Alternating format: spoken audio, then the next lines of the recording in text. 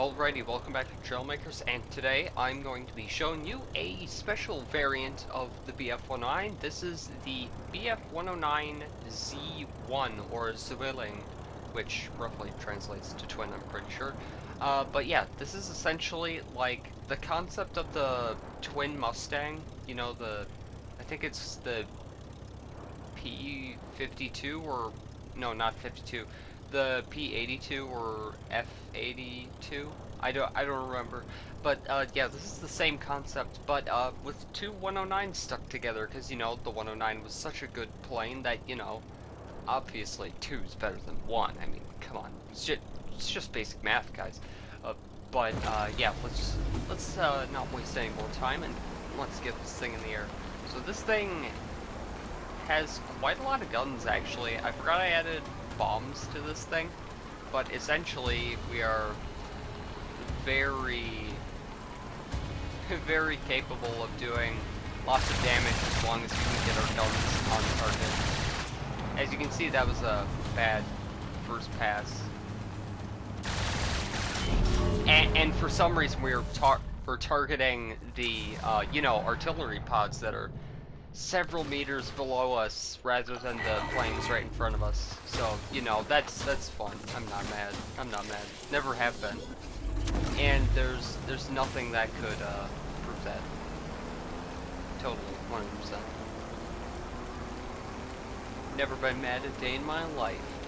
Don't watch any of the War Thunder videos I've made, please.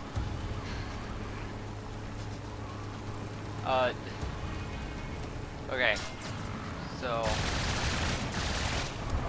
So this thing would have been equipped with 4 30mm cannons, which, while that is, that's quite devastating if your plane were to get hit by one of those. The problem with that would be the velocity of the rounds in general just would be really bad. So I'm not even sure why they went the 30mm route when the German 20mm was just so much, in my opinion, in my experience from playing War Thunder, the 20mm is way more than enough. The 30mm was very excessive. Especially, I'm surprised.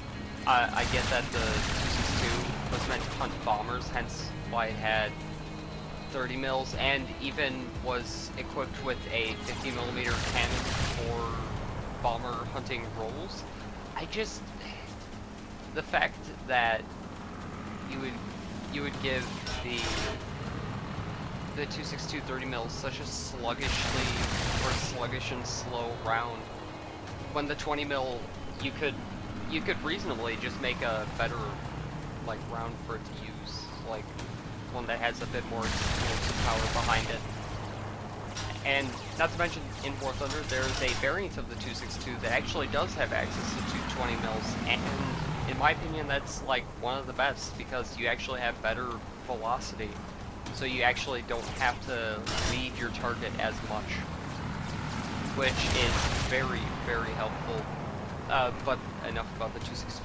I actually haven't built a 262 in a while. It's just because of the wing sweep angles is one of the things that I don't really like working on with it.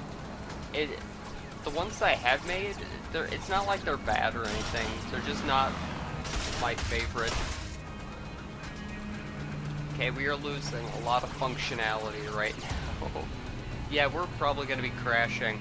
I actually did fly this thing around with the entire left wing missing, which is actually kind of funny that it is the left wing that we're pretty much missing. Oh, okay, I thought we were gonna get into a little bit of a crash there. Okay, we might actually crash. No, we're not. No, we're fine. I was just joking. You know, I love to joke around. You know me.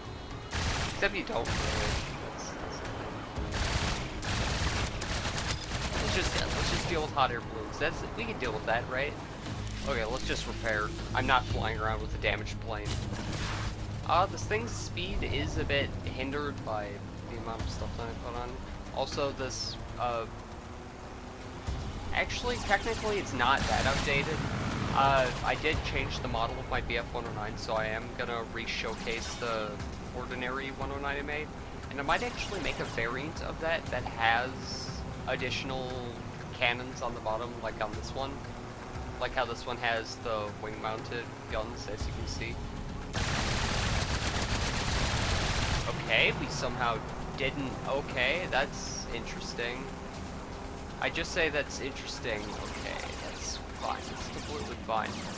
It is completely fine. Right, in my opinion, how space pirates, like, fly around makes no sense. It feels like they really just do whatever, and it's like, oh, anything that gets them out of, like, the locking range of your guns. There we go. We got one. All of that for one little pirate plane. Okay, let's do some bombings. So the bomb that this thing would carry is just a basic German 250 kilogram bomb. In War Thunder, I personally take 50 kg bombs with the regular 109 because I just feel like you have more potential to get more kills if you're if you're dropping your bombs properly. Not to mention, you could, with the 50 kgs in War Thunder, you can actually kill quite huge targets. I think I killed or destroyed it was either a T-34 or a Super Pershing by dropping a 50 kg next to it. So, yeah, you can definitely get quite a bit of... You can definitely get quite a lot of kills if you're landing your bombs properly. It's more about precision. Not to mention, you're either going for like one kill with one bomb, or one confirmed kill with one bomb, or at least one confirmed kill with a smaller bomb, and several or more potential kills with other small bombs that you're also able to carry, because you're able to carry 4 50 kg bombs with the standard 109. Sadly, this thing wouldn't have been equipped with that capability, strangely enough. I'm honestly surprised they didn't try and equip rockets to this, as some later German planes would. So, I think the saddest part about this plane, in my opinion, is one of my favorites, but the fact that in War Thunder, its roll rate is understandably though, but it's so slow is just really what makes it like, okay, we're being tailed, that's bad. I forgot the button for my flaps.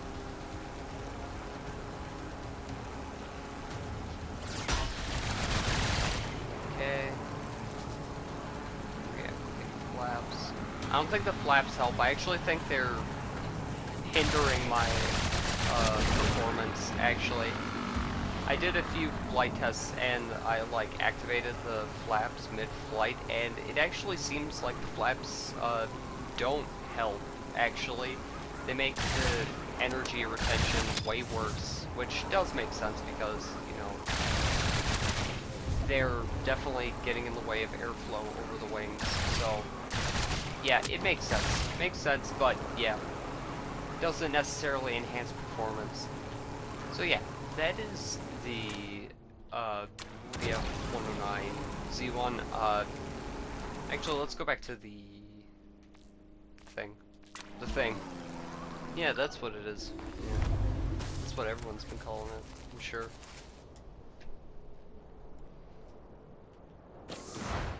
Okay, so let's just take a quick look around this before I end the episode. So, of course, we have the wings. You have these little gun pods on the bottom of the outside of the wing, or on the outer wings. So, yeah, those are just pitched in. Of course, I had to update this one because I didn't have the landing gear angled on the original. So, yeah. Then, yeah, the intakes also need to be upgraded because I changed those on the regular Bf-109 model. And then of course you have the guns up here. Then this cockpit space isn't, well, it doesn't have any use other than just for extra fuel storage. then of course basic cockpit, then of course the angle hinged back thing, so it kind of looks like it's in line with the cockpit, but it actually slopes down. Because of course it's not like a perfect like straight angle from the cockpit all the way to the tail, because that just doesn't look right in my opinion. And of course you have the large single tail thing. So, oh, and of course the bomb. Yeah, just basic simple little thing. I actually really like building the bombs like that. I think it looks nice. Anyway, yeah, that just about does it for this episode. This was the Bf-109 Z-1, and yeah, hope to see you in the next one. Goodbye.